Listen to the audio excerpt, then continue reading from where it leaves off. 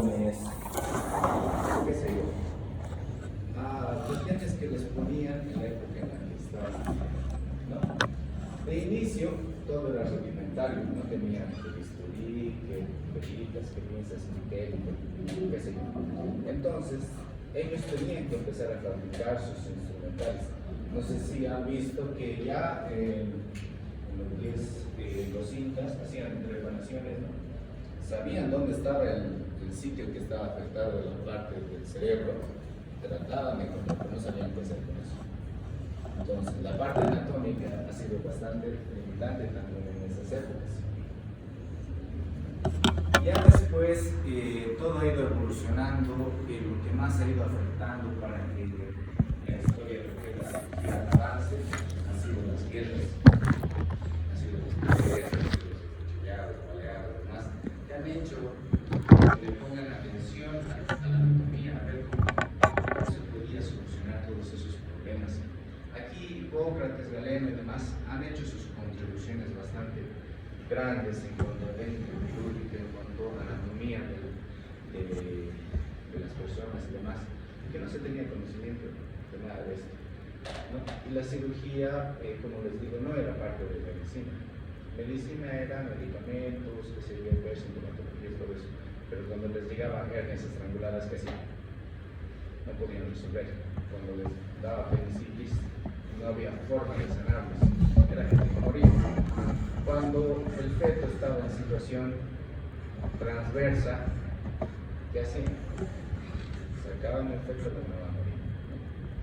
Esas son cosas que ocurrían en el pasado y que han ido evolucionando, han hecho que cambie la situación para que se pueda realizar ya disecciones, ya se pueden hacer cirugías y demás cuestiones.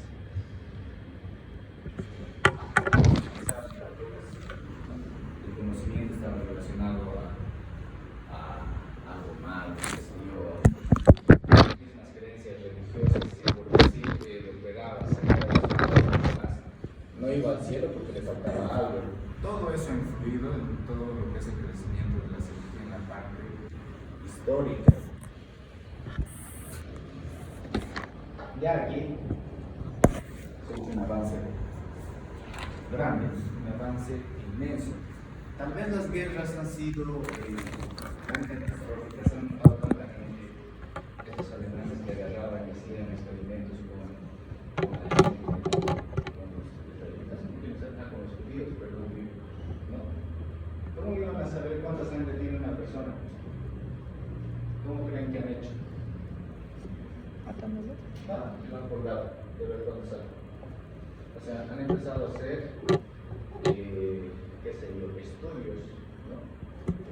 Tal vez no se deberían de haber hecho, pero que nos han dado un poco de cómo era la situación. Transfusiones sanguíneas, agarrar y pasar de sangre, no era del mismo tipo, morir, ¿no? Entonces, todo eso nos ha llevado a evolucionar. Esta de acá ha sido la clave para que la parte quirúrgica médica dé una explosión de avance y se conozca más. Entonces ya aquí, como no había ningún límite, ninguna entidad que fiscalice, que les detenga, que evite que hagan sus disecciones, sus estudios en cuerpos ya fallecidos y demás, han empezado a agarrar, han empezado a ver la anatomía, a determinar, hacer los estudios, y ha crecido la medicina exponencialmente. No. Junto con todo esto, la tecnología ha venido de la mano. ¿Por qué? Porque no solamente era por decir conocer la anatomía, sino era ver cómo reparar esta situación. Cuando se hace una incisión, hay pasos pequeños, pasos grandes, sangre. Entonces, ¿cómo parar ese sangrado?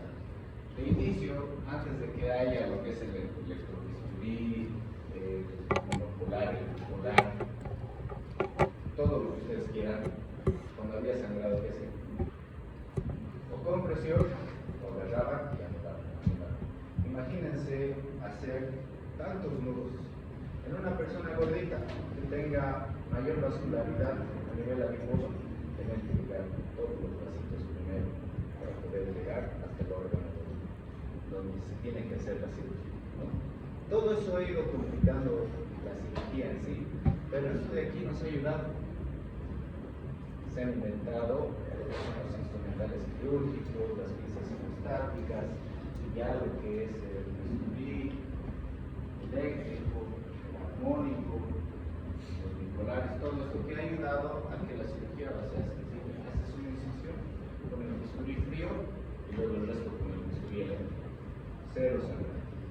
Llegas hasta el órgano que tienes que operar, le eliminas los nudos, o agarras el bipolar y quemas. Ahora la cirugía puede ser muy rápida si tienen los equipos necesarios para operar, ¿no?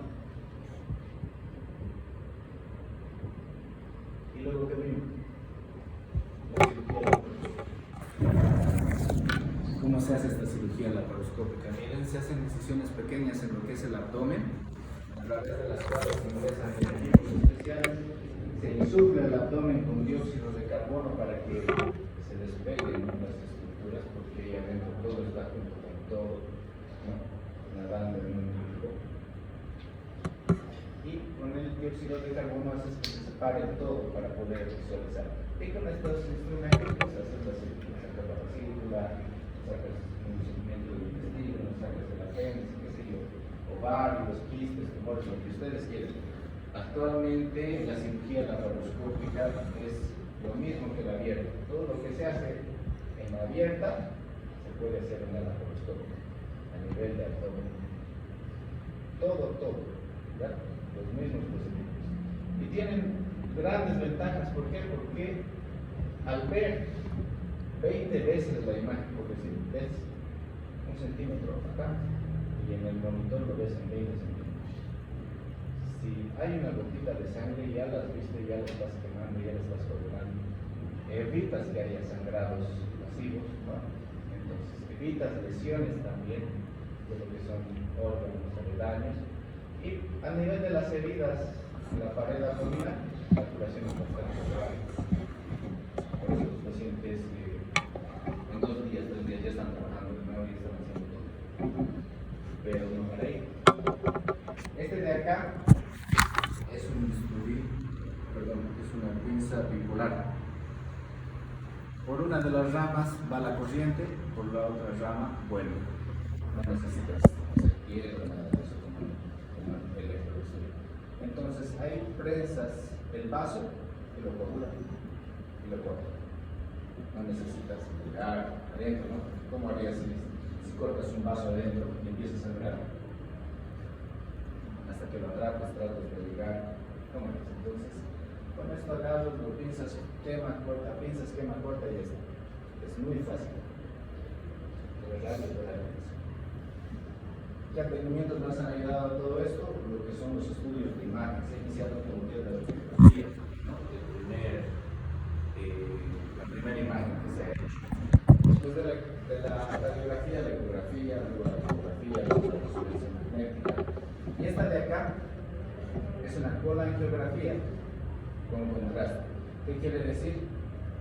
A través de un endoscopio han ingresado hasta la segunda porción del duodeno, han metido lo que es el instrumental de la vía biliar y han soltado el contraste. Ese contraste ha pintado todo esto. Esto es coledo, cístico, hepático, izquierdo, derecho. Se ha pintado todita la vía biliar. Entonces, sabes si hay algo ahí que está obstruyendo, ¿no? En una cirugía de vía biliar, que no sea necesario realizar una exploración de vía biliar en cirugía abierta, se dice que si tú abres la vía biliar le estás quitando de 5 a 10 años de vida al paciente. ¿Por qué? Porque esa herida, esa cicatriz va a producir estenosis. Entonces ese conducto se va a ir cerrando, va a empezar a causar insuficiencia hepática, todo. Pero con el advenimiento de todo esto, ingresas por acá, tienes su canastillo, lo que es el endoscopio, lo agarra el cálculo, pues no has tocado vía biliar, no has tocado, no se toma mucho mejor, ¿no? Y más allá, ¿qué es eso?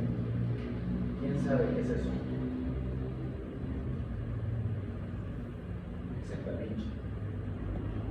Cirugía robótica. Precisión al 100%. El robot no tiembla, no le falla. tú le dices 1 milímetro y 1 milímetro hacer el corte. Pero tiene sus ventajas y desventajas, ¿no? Lo digan ahí. Y la legal. Brasil tiene en algún estado que Argentina tiene, creo que sí tiene, pero en un hospital bastante. Para poder manejar este equipo tienes que hacer una subespecialidad. ¿Y para qué harías una subespecialidad? Se volver al país México. ¿No? Tiene sus desventajas. Por decir, una apendicectomía pues abierta cuesta, aquí en boliviano, cuesta 5.000 bolivianos. Una apendicectomía laparoscópica cuesta 10.000. Y una Da Vinci, ¿cuánto cree? Hasta los 25 creen. ¿Cuánto creen que va a preferir el paciente? La laparoscópica, como mucho, ¿no? Para tener heridas pequeñas. Este también deja heridas pequeñas. O sea que no es muy factible tampoco para la parte económica en el medio en el que vivimos a nivel Latinoamérica. Porque ¿quién pagaría 7 veces más por algo que te pueden hacer con una laparoscópica? ¿No va? ¿No? Tiene sus beneficios y desventajas entonces. El costo es una desventaja. El beneficio es que es tan preciso el realizar una prueba. El problema, una desventaja, tienes que hacer una subespecialidad. En Estados Unidos tienen bastantes, en Europa hay otros, ¿no? Pero llegar acá y no tener el Da Vinci, has hecho un mal. Ya, los costos son altísimos. Las generaciones de Da Vinci ahorita creo que van en la 6ª o 8ª generación de Da Vinci. O sea que también van muchísimo. Han mejorado muchísimo. Si vos te compras un Da Vinci 3, que están en el 8, en el 10, es igual que los celulares, ¿no? Si compras un iPhone 10, ya hay un 14, un 13, un 16, un 17 y van aumentando. Así va la situación. Desventajas de la parte económica. Esto lo querían colocar así como un tema, para que yo les dé un tema completo de la ética médica, pero no va. ¿A qué hace referencia la ética? A todos los valores que yo profesionalmente quiero con su paciente. ¿En cuanto a qué? Responsabilidad, claridad, secreto profesional, ¿no? Uno no puede ir divulgando los diagnósticos porque si tengo que hablar de acuerdo con nombre de apellidos, no puedo hacer eso. Va en contra de mí. El secreto médico está presente. Entonces esas cosas no se pueden hacer, ¿no? Tal vez entre colegas discutir la patología en sí. Tenga la responsabilidad de entrar, necesito ayuda, necesito consejos. Entonces sí puedo discutir con mis colegas sobre el tema, pero no incluyendo la parte personal, nombre, edad, nada de eso. ¿No? Al paciente siempre se le debe hablar de forma clara, de forma transparente, sobre la patología que tiene. Miren, si ustedes agarran y le dicen a un paciente con un cáncer gástrico, sí, va a ser un clínico, no te preocupes, voy a hacer quimioterapia más. Que la luz, ¿no? Y los familiares te demandan. Esa transparencia tiene que existir. Tienes que decirle, mira, cáncer gástrico, 0.2% de probabilidad de vida. De sanar, 0.2%. Linfoma no Hodgkin, 60% de probabilidad de sanar. Un margen inmenso, ¿no? Entonces siempre ser claros y hablar con transparencia, la verdad. Protección de la privacidad. Si mi paciente tiene cáncer, tengo que decir que tiene cáncer, pero no puedo juzgar con el resto.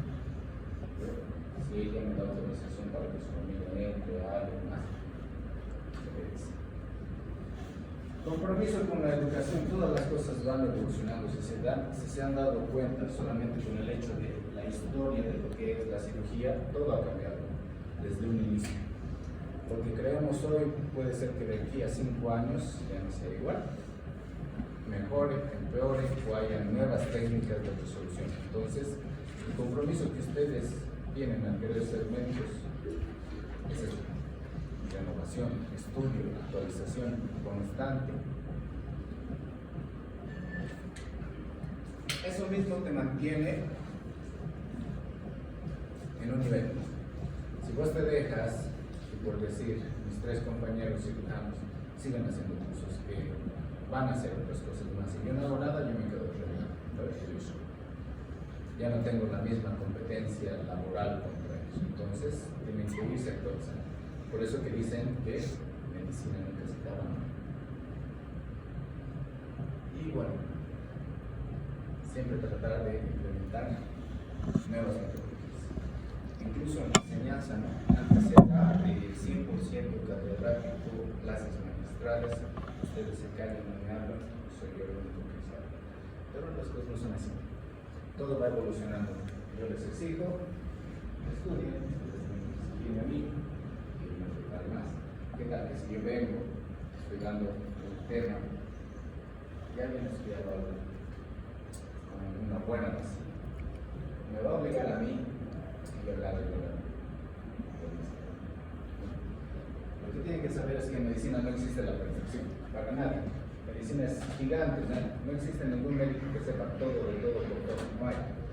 Son tantas ramas que existen que no puedes saber todo, pero sí tienes que estar en constante mejoramiento, en constante evolución, en constante búsqueda.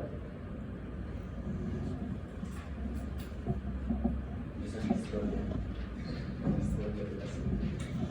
Este tema de aquí es muy complejo, así que estudien para la siguiente clase para que puedan entender que va a ser 2 clases con ustedes.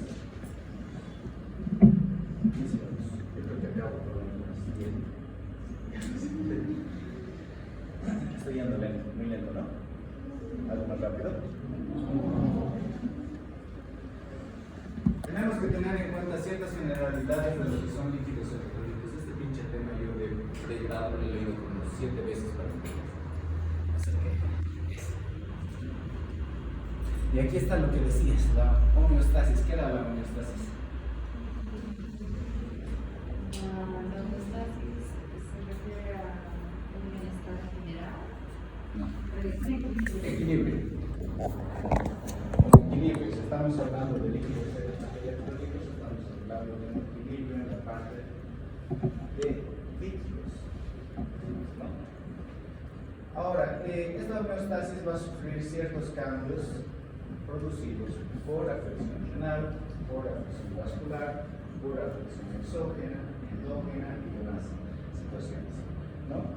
¿En qué nos afecta? Miren, líquidos y electrolitos lo van a ver también en lo que es medicina interna, también es importante, también es la parte clínica que afecta en esto, ¿no? En el área quirúrgica, en estos 3 tiempos, líquidos electrolitos en el perioperatorio, en el transquirúrgico y en el postoperatorio. ¿Cuántos líquidos debo darle al paciente antes de que se opere? ¿Cuánto debo estar suministrando durante la cirugía? ¿Y cuánto le tengo que dar después? ¿Por qué? Porque no son los mismos procesos fisiológicos que va a sufrir el organismo durante estos 3 periodos. Preoperatorio, mi paciente ha venido de su casa, estaba tomando líquido, todo normal, tranquilo, no ha tenido pérdidas excesivas.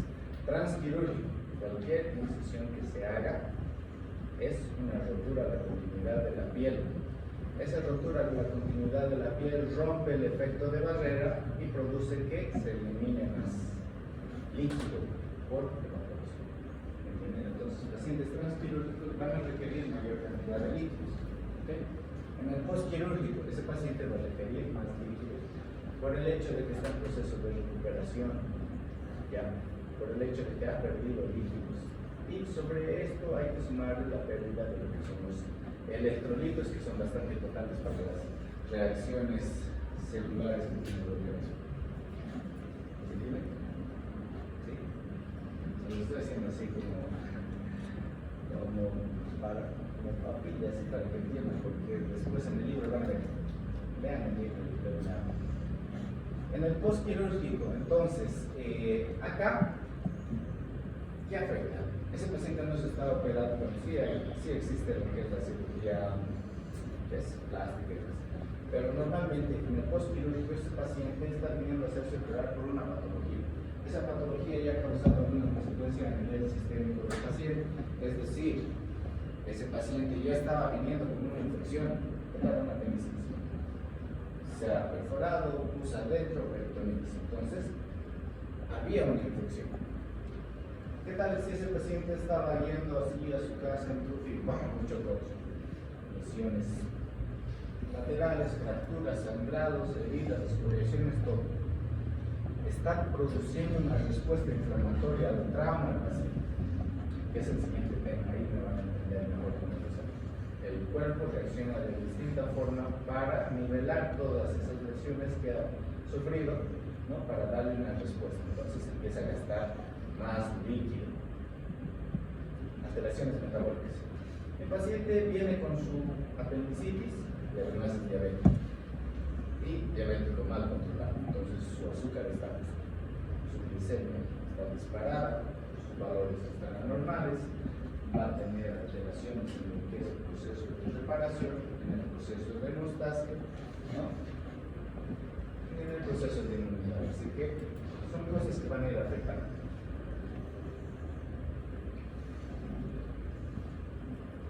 Esta es la clásica, esta la tienen que saber. Líquidos corporales. El agua es el mayor componente corporal, 50-60%. 50% en las mujeres, 60% en los varones. Normalmente. Esto varía también de acuerdo al tipo de cuerpo, al tipo de persona. No es lo mismo una persona delgada que una persona fisiculturista. El músculo atrapa más líquido, ¿no?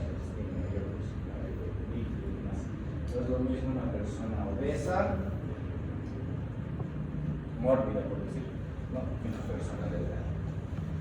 Ya no tienen la misma cantidad de líquidos. Entonces todo esto va a ir afectando, pero el parámetro es 50 mujeres, 60 varones. 50 mujeres porque tienen mayor tendencia a acumulación de líquido adiposo, ¿cierto?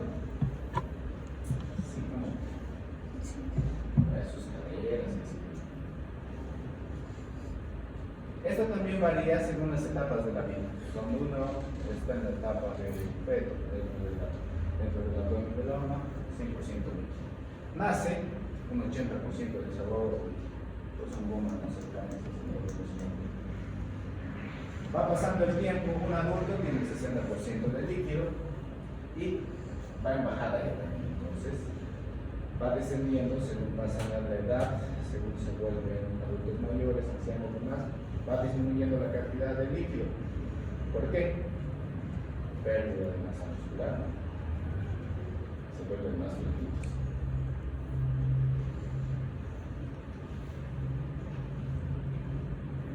Ahora, ese 60%, el porcentaje corporal, tiene sus subdivisiones. Pongamos un paciente de 70 kilogramos. El paciente pesa 70 kilogramos. De esos 70 kilogramos, el total de porcentaje de su cuerpo de agua es 60%. Ahora, esa agua está distribuida en ese organismo de distintas formas, ¿no? Está dividido en dos principales de inicio, en uno extracelular y en uno intracelular. El espacio intracelular tiene el 40%. ¿Entienden? Intracelular, célula dentro de la célula, el líquido que ocupa eso hace el 40%, ¿no? En el extracelular se divide todavía en dos, en el intersticial y en el plasma o intravascular. Intersticial tiene un 15%, plasma tiene un 5%. ¿Cuál es el intersticial? Entonces tengo célula y célula para que estas no rocen, no la fricción entre ellas al movilizarse y demás. Hay un líquido que hace que estas se muevan sin funcionarse, ¿no? Líquido intersticial entre las células. Ya, ese es un 15%. Y el plasma, ¿dónde está el plasma? Es en el sangre, ¿no? A ese plasma, que es 5%, le sumas 2% de elementos formes y es la cantidad de sangre que tiene. ¿Entienden? Por decir, ¿cuánto pesas? ¿Sí? 48. Saquen el 7% de 48. ¿Cuánto es? Vamos, saquen sus celulares ahí a cada rato. 7% de 48.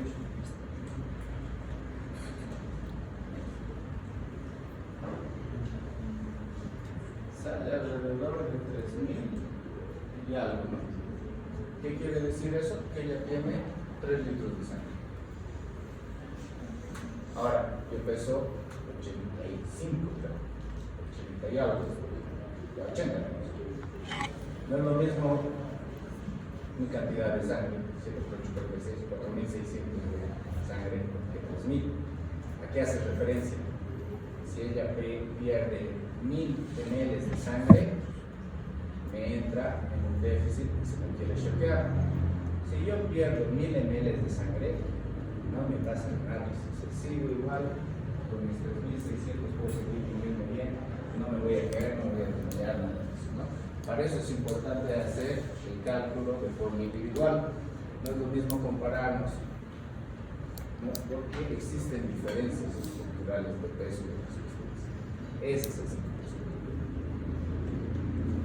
Ahora, dentro de lo que son los compartimientos de los líquidos, hay que ver que existen 3 puntos importantes que van a afectar esa homeostasis, ¿no? Lo que son aniones de arriba, lo que son electrolitos, proteínas, lípidos, ¿no? Principalmente, que van a afectar esa regularidad, ese equilibrio. ¿Y por qué? Por la diferencia que existe. Miren, nosotros tenemos estos 3 compartimientos que les decía: el plasma, el intersticial y el intracelular. Cada uno de estos compartimientos tiene sus valores en cuanto a sus electrolitos. Por decir, el intracelular tiene un 150 a 155 mil equivalentes de potasio intracelular. ¿Ya? El intersticial está en 3. El plasma está entre 3.5 a 4.5. ¿Cómo podemos estudiar esto? ¿Esto es importante o no es importante? Es importante, sí. Si yo agarro y hago una incisión en su brazo, estoy cortando células, ¿no? Todas esas células van a empezar a vertir todos esos electrolitos que tienen hacia el plasma, hacia el intersticial. El potasio en altas cantidades produce alteraciones a nivel sistémico. Puede causar una angina, puede causar un infarto. Quemaduras amplias, extensas, producen eliminación de potasio hacia el plasma y te pueden matar. Esas son cosas que hay que saber, ¿no? Exactamente los valores de cada uno en cuanto a intracelular e intersticial no los voy a ver, pero del plasma sí me lo tienen que saber. Todos sus valores. Bicarbonato 8 a 12, cloro 90 a 100, sodio 145, 155, potasio 3.5, 4.5. En ese caso se me da una cloro. Vean, ese ya lo tengo. Este de acá es el más importante en el aspecto en el que es el único que se puede medir. Tomo una muestra de sangre, pido electrolitos. ¿Cuál de estos 3 creen que me van a reportar? Plasma. Para poder medir el de la célula tendría que pinchar a la célula, sacar su líquido y hacer evaluar sus electrolitos. ¿Falta, no? 6 minutos. Cállalo, vaya, cállalo. Dígale que hagan silencio.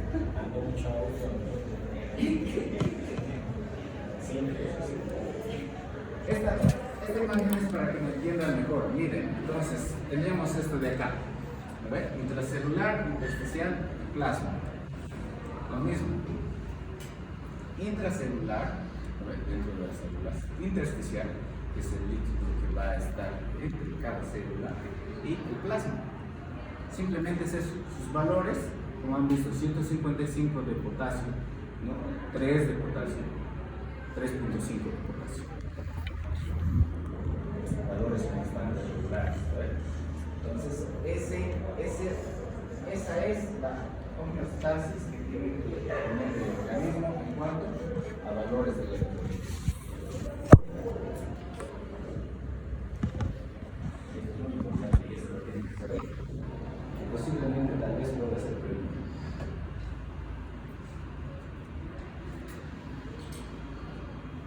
¿Cuáles son los elementos que contenidos dentro de lo que es el líquido o el porcentaje de agua corporal tienen influencia en estos cambios? Entonces, están los electrolitos, lo que les decía, ¿no? Ya sean aniones, ya sea sodio, cloro, potasio, magnesio, calcio. Todos esos electrolitos tienen su función a nivel de lo que es la regulación de los líquidos. No electrolitos, lípidos, grasas. Esto es que hay pacientes que tienen colesterol alto, ¿no? Triglicéridos altos. Esto en perfecta puede subir lo que es la osmolaridad plasmática, ¿ya? Y hacer un líquido hiperosmolar, que les voy a ir comentando después.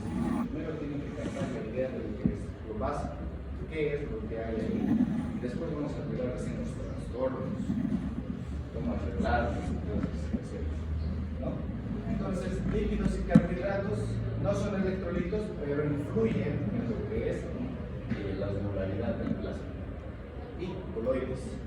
En coloides tenemos las proteínas. ¿A qué me voy?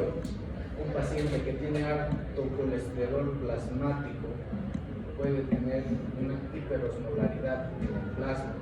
La hiperosmolaridad causa ciertos cambios, se hace orinar más, se hace dar más seco, ¿no? Todo el tiempo. Pero regula ese balance que existe en el organismo y puede llegar a afectar. Sino, ¿cuál sería el fin de bajarles el colesterol a los que tienen, a los que lo tienen elevado? Esos tres nos van a pedir.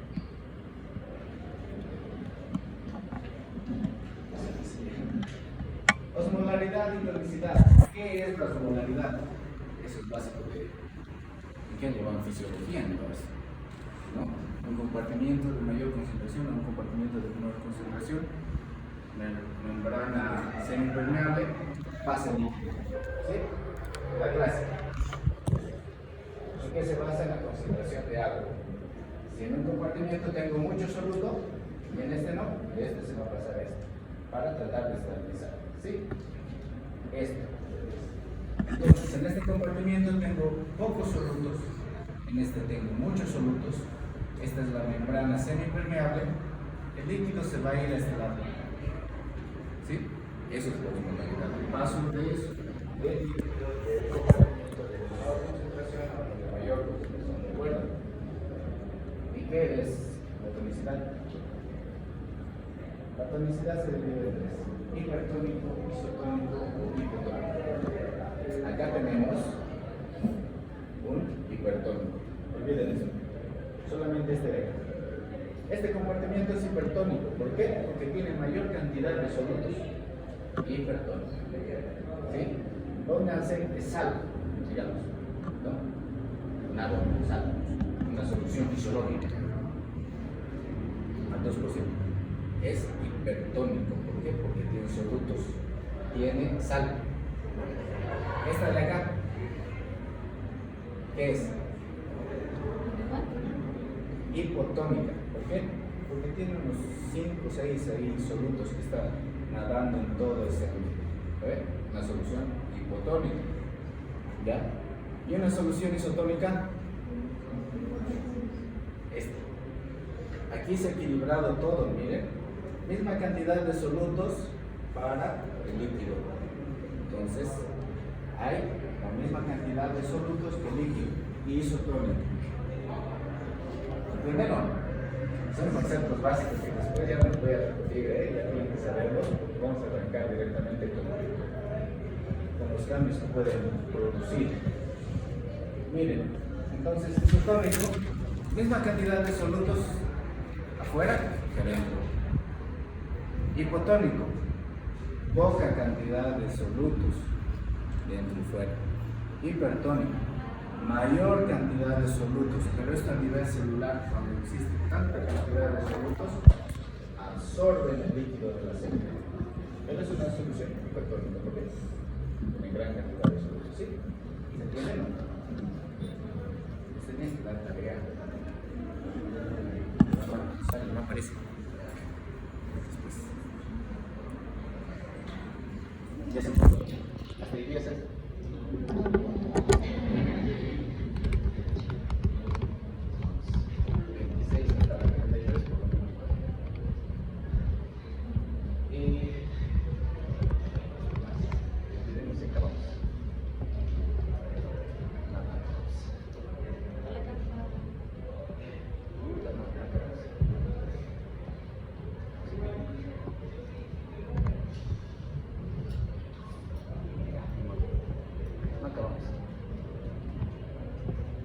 ¿No? Lean. Porque la verdad no sé, miren, han estado atentos.